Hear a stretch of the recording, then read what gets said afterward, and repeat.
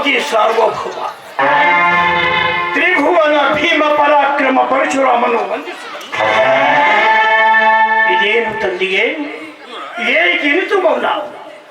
ಹರಕಾಲ ನಿಮ್ಮನ್ನಗಲಿ ಹರಣ ಮೆಚ್ಚಿಸಿ ವರ ಪಡೆದು ಬಂದಿಗೆ ವೀರ ಸುಪುತ್ರನನ್ನು ಪ್ರೇಮಾದರದಿ ತೋಳೆಡಿ ಮೈದಡುವ ಬದಲು ಕಾಲ ಕೃತಾಂತರ ತೆರೆದಿ ಕೋಪಾಗ್ರಿಯ ಕಿಡಿಗಳನ್ನು ಉತ್ತರಿಸುತ್ತಿರುವರೆ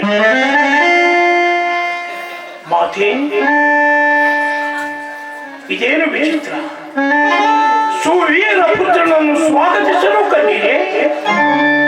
ಅಮ್ಮ, ಅಳುವುದನ್ನು ಬಿಡು, ಮಿಂಚಿ ಹೋಗಿರುವುದಾದರೂ ಏನು ಹೇಳು. ತಾಯಿ, ನಿನ್ನ ನೇತ್ರಗಳಿಂದ ಉದುರುವ ಮೌಕ್ತಿಕ ಭಾರತಿಯು ಎಲ್ಲ ಹೃದಯವನ್ನೇ ಕದ ಕದನೆ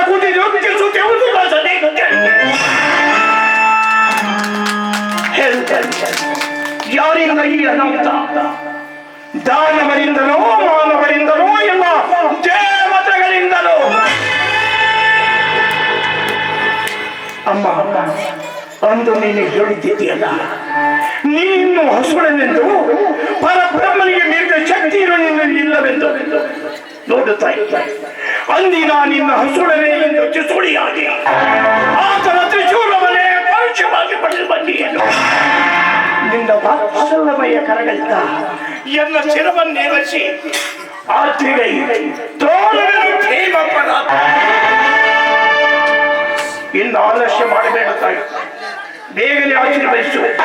ತಾಯಾಜ್ಞೆ ಪಾಲಿಸಲು ವೀರತೆಯು ಹುಂಕುರಿಸುತ್ತಿದೆ. ಉಸಿರೆಲ್ಲ ತಾಯ, ಉಸಿರು ಉಸಿರಿನಿಂದ ಉಸಿರಿನಿಟ್ಟಿದೆಯಪ್ಪ ನಿನ್ನ ಹೆದ್ದವನ ಬೆಸಸು. ಓಹೋ, ಅರೆತಲೀಗ ಹೆತ್ತಪ್ಪ ಆಜ್ಞೆಗೆ ಇನ್ನು ಆಲಸ್ಯ ಮಾಡಬೇಡ, ಬೇಗ ಹೇಳು. ಬ್ರಹ್ಮಾಂಡದಲ್ಲಿ ಹೊಳೆಯುತ್ತಿರುವ ನಕ್ಷತ್ರಗಳನ್ನೆಲ್ಲ ಪಟ ಪಟನೆ ಬರೆದು ತಂದು ನಿಮ್ಮ ಪರ್ವತದಲ್ಲಿ ಇಚ್ಚಲ. ಸೂರ್ಯಚಂದ್ರ ರಶ್ಮಿಯಾಗಿ ಜೋಡಿಸಿ ನಿಮ್ಮೆಲಮನೆಯಾಗಿ ನಿರ್ಮಿಸಲ. ಬ್ರಹ್ಮಾಸನದಿ ನಿಮ್ಮನ್ನು ಮುಕ್ತಗೊಳಿಸಲ. ದ್ವಿಸಪ್ತ ಲೋಕಗಳನ್ನೆಲ್ಲ ಗಟ್ಟಿಗೊಳಿಸಿ ನಿಮ್ಮ ಜಟ್ಟಿಯ ದುರುಸಲ.